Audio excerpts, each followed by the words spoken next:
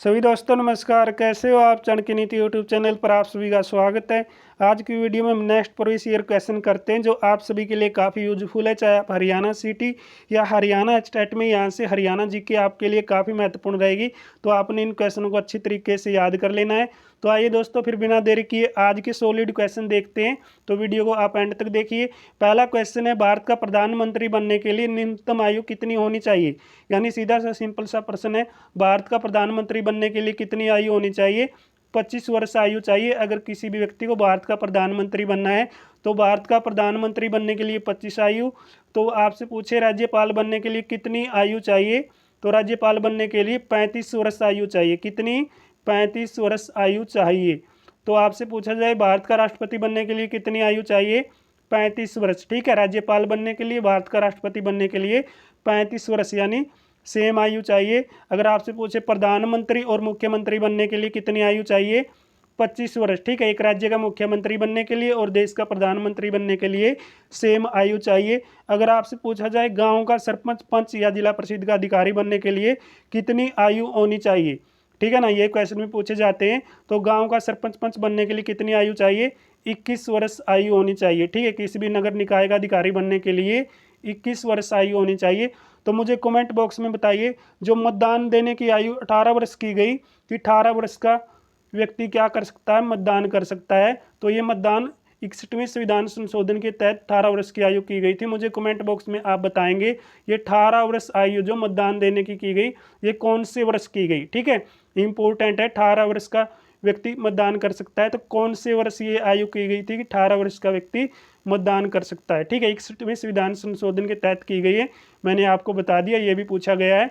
तो नेक्स्ट आता है, किस पंचवर्षीय योजना में गरीबी हटाने का नारा दिया था? तो गरीबी हटाने का नारा कौन सी पंचवर्षीय योजना के अंदर दिया गया? छठी पंचवर्षीय योजना। ठीक है, गरीबी हटाने का नारा है जो कौन सी योजना के अंदर अंगीकार किया गया? तो छठी पंचवर्षीय योजना के अंदर अंगीकार किया गया। किसके शासनकाल में रुपये का सिक्का भारत में प्रथम बार डाला गया? ठीक है, तो प्रथम बार रुपये का सिक्का किसके शासनकाल में चला? शेरशाह सूरी के शासनकाल में। इंपॉर्टेंट है, शेरशाह सूरी के काल में क्या है?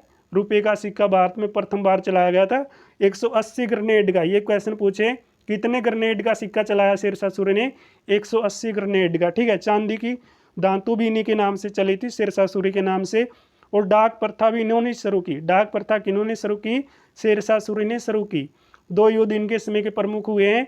चौसा का युद्ध। ठीक है, चौसा का युद्ध कब हुआ? 1539 के अंदर। 1539 के अंदर चौसा का युद्ध हुआ। कौन जीतता है? शेरशाह सूरी। किस किस के बीच ये लड़ाई लड़ी गई थी? शेरशाह सूरी और हुमायूं के बीच।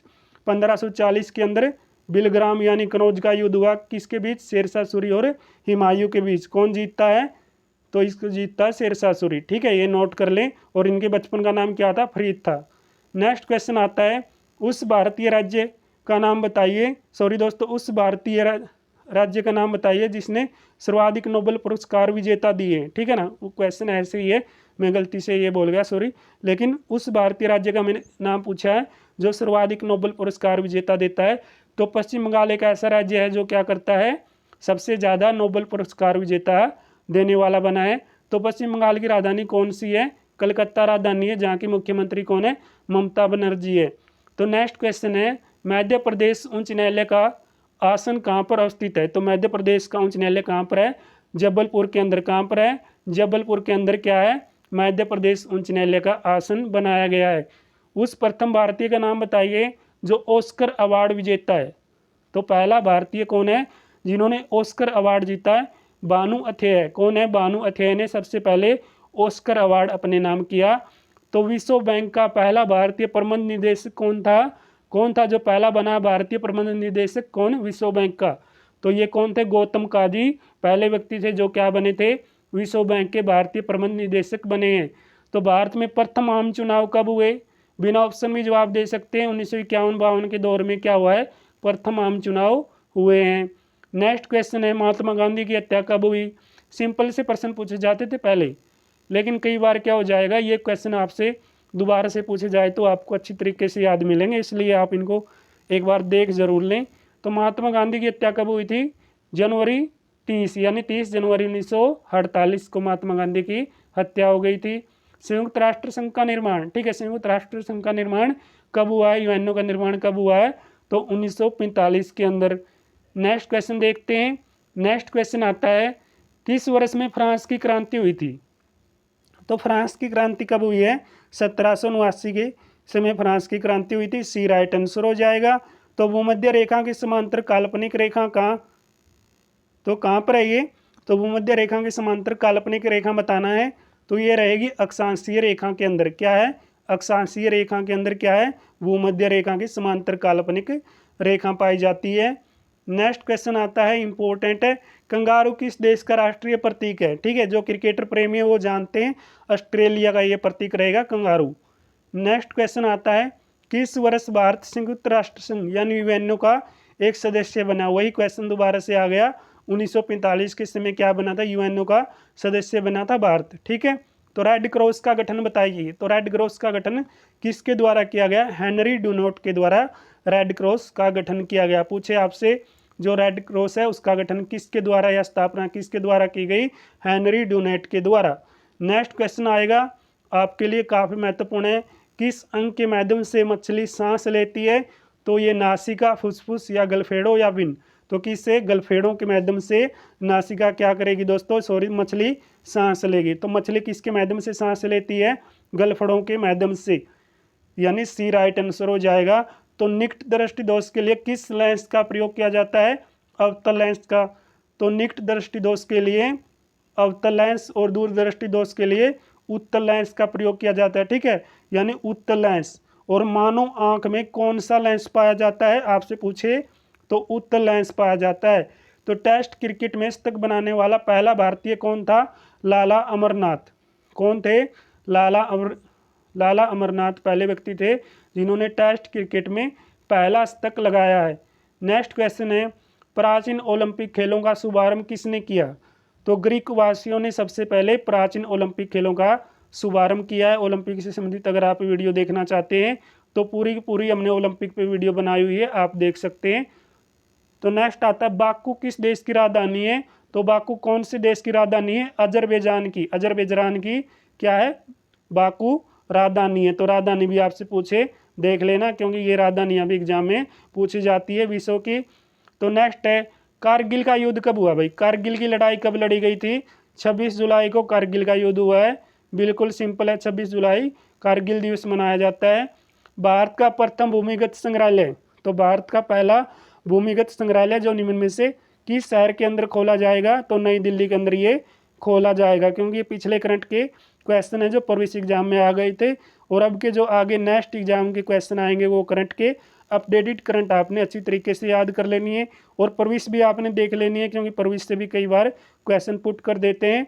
तो प्रधानमंत्री नरेंद्र मोदी ने स्वाधीनता दिवस के 70 वर्षों की प्रतिष्ठा के लिए 15 से 23 अगस्त तक आयोजित तिरंगा यात्रा के लिए विश्व धुन जारी की है। तो विश्व धुन 70 साल आज़ादी याद करो कुर्बानी की रचना किसने की है, तो ये जो रचना है किसके द्वारा की गई थी, कजल श्रीनिवास के द्वारा। किसके द्वारा, कजल श्रीनिवास ने इसको रचित किया यानी रचना किया है।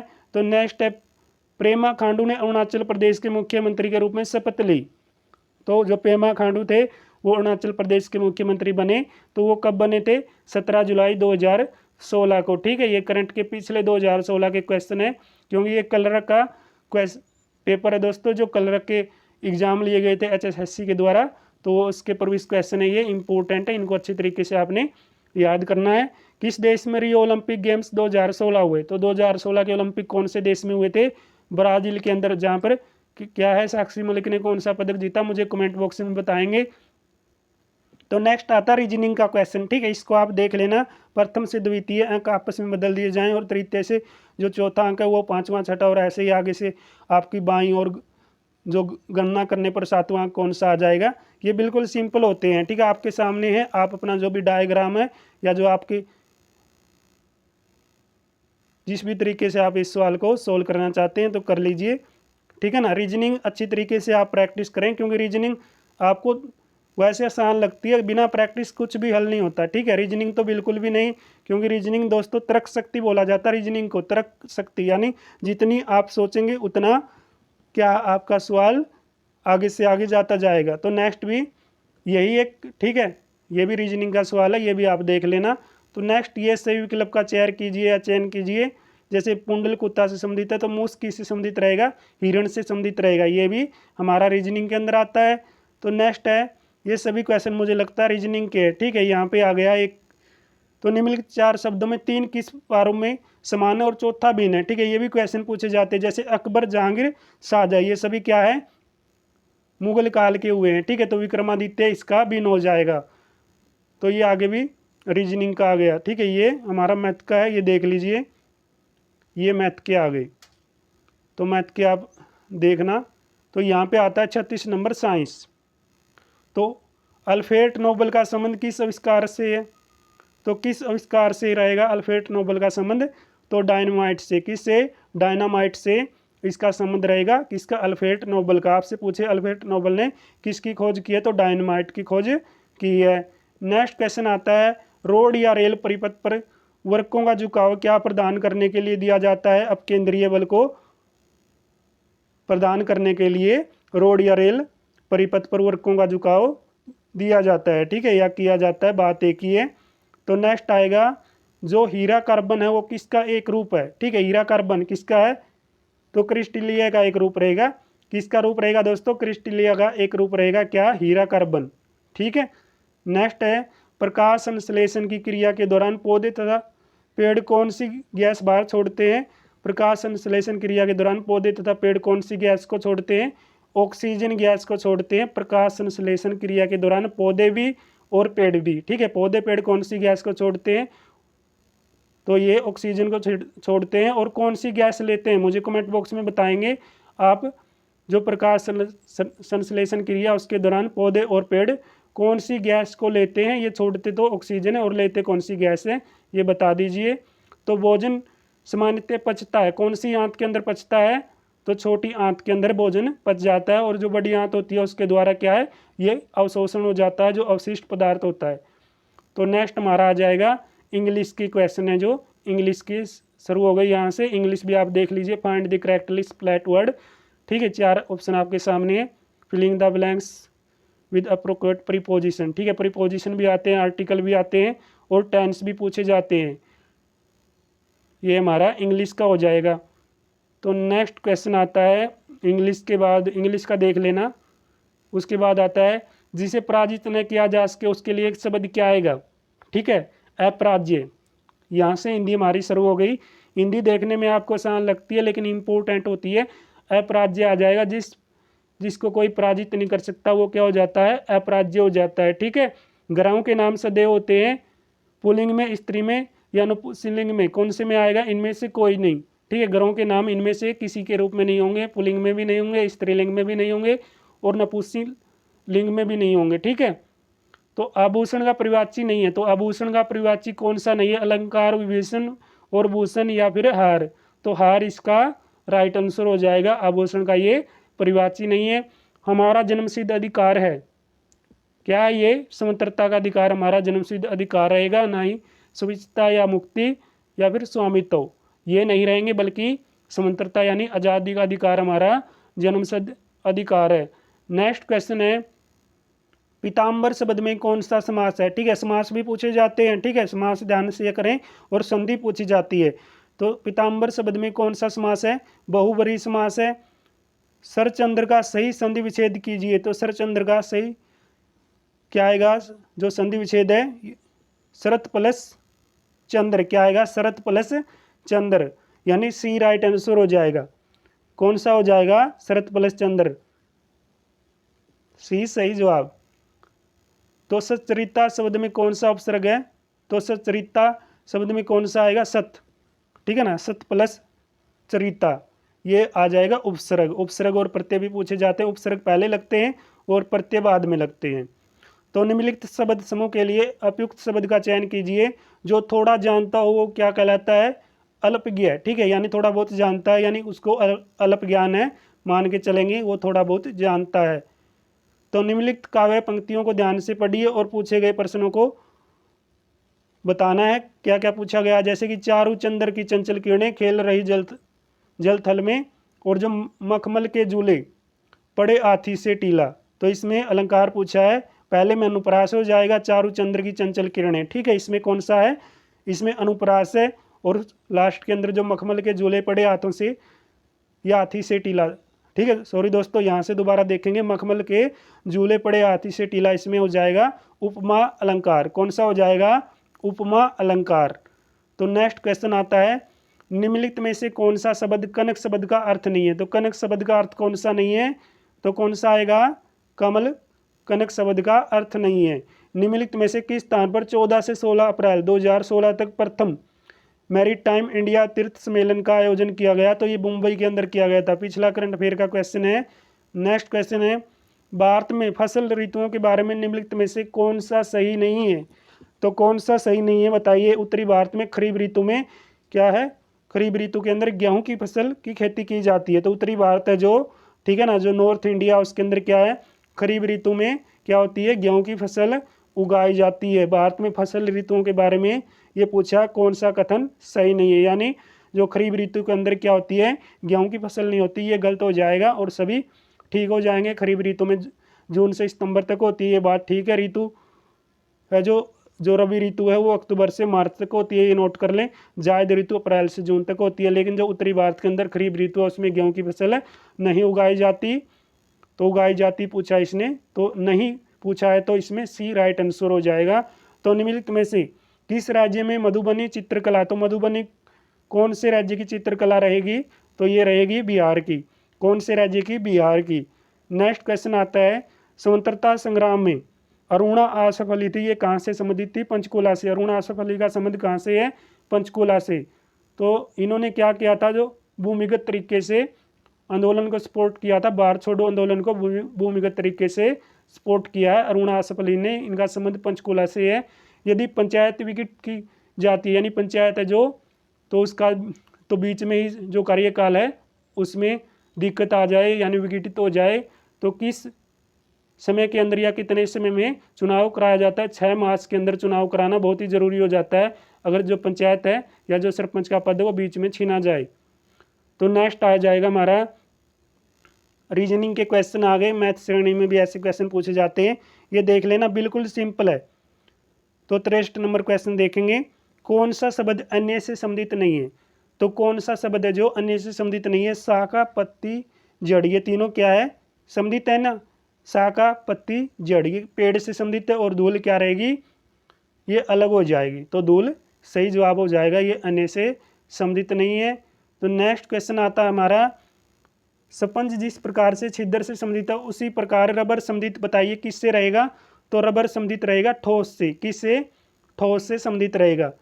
तो ये आगे आता हमारा रीजनिंग का क्वेश्चन, ये भी आप देख लेना, ठीक है ना। बिल्कुल सिंपल होती है रीजनिंग, प्रैक्टिस करने की जरूरत है, बस प्रैक्टिस करिए और रीजनिंग का सवाल आप झटके से हल कर पाएंगे।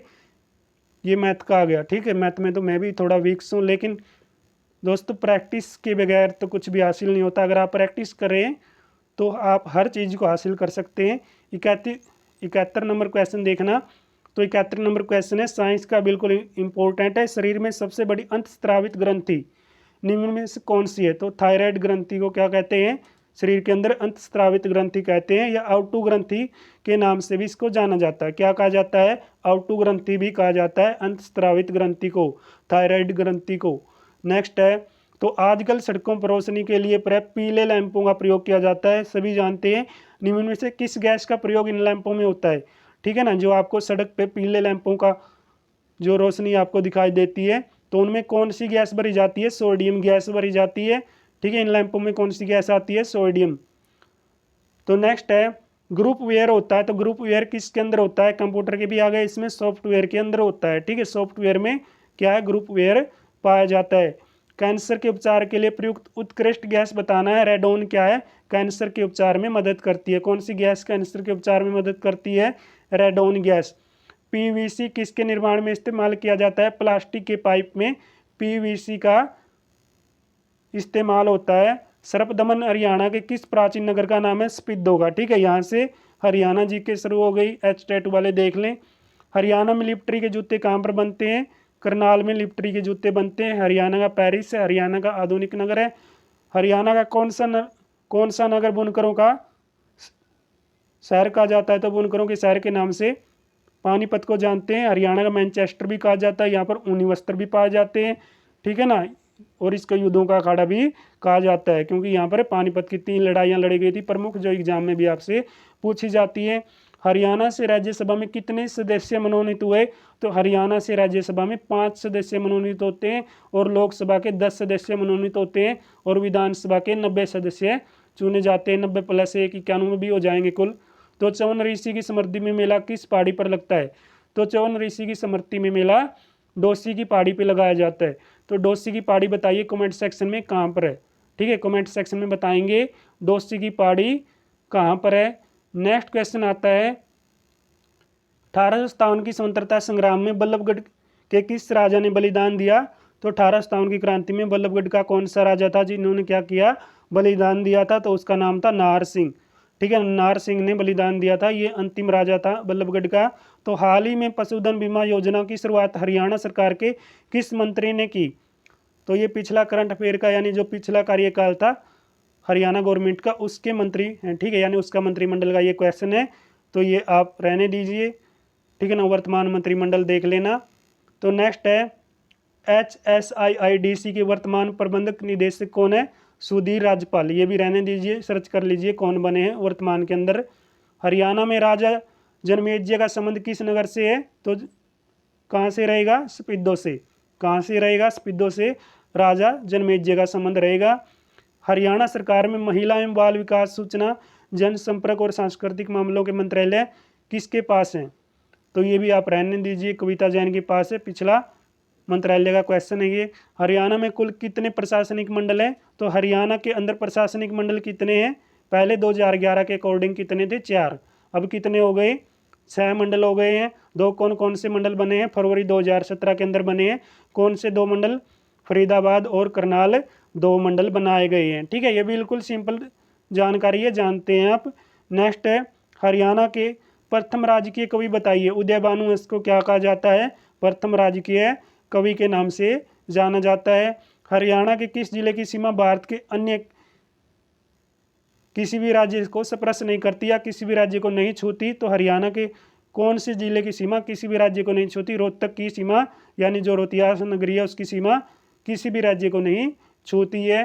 नेक्स्ट आता है हमारा 89 नंबर क्वेश्चन, हरियाणा के लौह पुरुष के नाम से कौन जाने जाते हैं? हरियाणा के लौह पुरुष के नाम से बंसीलाल को जाना जाता है। बंसीलाल को हरियाणा का विकास पुरुष, हरियाणा का आधुनिक निर्माता भी कहा जाता है, ठीक है। ये क्वेश्चन भी पूछे जाते हैं।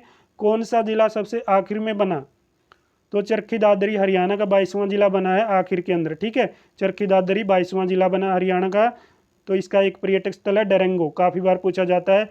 कुरुक्षेत्र स्थित बिड़ला मंदिर किस सरोवर के निकट है? तो बिड़ला मंदिर कहाँ पर है?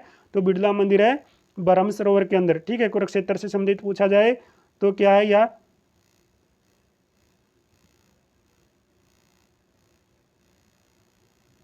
तो 92 नंबर क्वेश्चन देखना, निम्नलिखित में से कौन सा हरियाणा में मंडल यानी डिवीजन नहीं है? तो मंडल कौन सा नहीं रहेगा? हिसार, रोहतक, गुरुग्राम, करनाल। तो बताइए कौन सा नहीं है? तो कौन सा मंडल नहीं है? तो इसके अकॉर्डिंग आ जाएगा हमारा डी, ठीक है ना, क्योंकि ये पिछले क्वेश्चन है जो प्रविश के, तो इसमें डी दिया गया। उस समय क्या है, करनाल नहीं बना था, लेकिन अब बन चुका है डिवीजन, ठीक है, मंडल बन चुका है करनाल, ठीक है ना। कौन कौन से बने? फरीदाबाद और करनाल भी 2 मंडल बन चुके हैं। पहले 4 मंडल थे। कौन कौन से मंडल थे बताना है? हिसार, अंबाला, रोहतक और कौन सा? गुरुग्राम, ठीक है। पहले 4 थे, लेकिन फरीदाबाद और करनाल को भी मंडल बनाया गया है 2017 के अंदर। और ये जो क्वेश्चन पेपर है ये 2016 की है, ठीक है, इसलिए प्रविश क्वेश्चन आ जाएगा इसके अकॉर्डिंग डी राइट आंसर हो जाएगा। तो नेक्स्ट क्वेश्चन में पूछा यह किसकी मान्यता है कि गुरु जो जामेश्वर भगवान है विष्णु के अवतार थे? तो ये बिश्नोइयों की मान्यता है कि जो गुरु जमेश्वर है वो क्या थे? भगवान विष्णु के अवतार के रूप में जाने जाते हैं। KMP का पूर्ण नाम पूछे आपसे, कुंडली मानेश्वर पलवल, ठीक है ना, कुंडली मानेश्वर पलवल KMP का पूरा नाम हो जाएगा। रियो ओलंपिक की कांस्य पदक विजेता साक्षी मलिक का जन्म पूछे, 3 सितंबर 1992 को इनका जन्म हुआ। कब हुआ? 3 सितंबर 1992 को कांस्य पदक विजेता साक्षी मलिक का जन्म हुआ। इनका संबंध कहाँ से है? मोखरा गांव रोहतक से।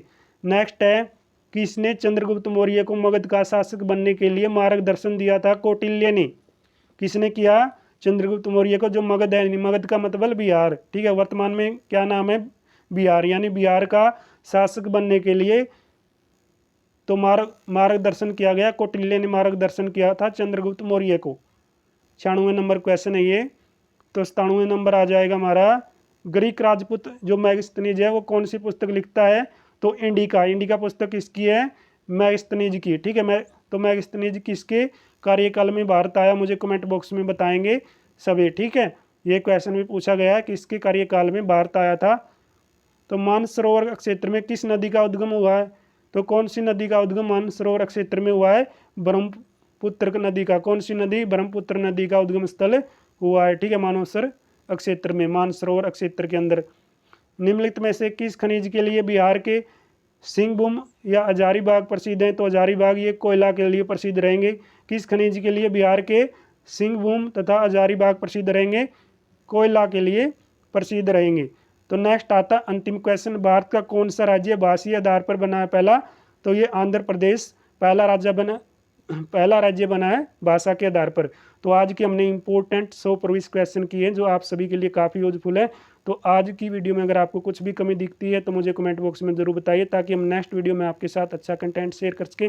तो मिलते हैं दोस्तों नेक्स्ट वीडियो में, तब तक जय हिंद, जय भारत।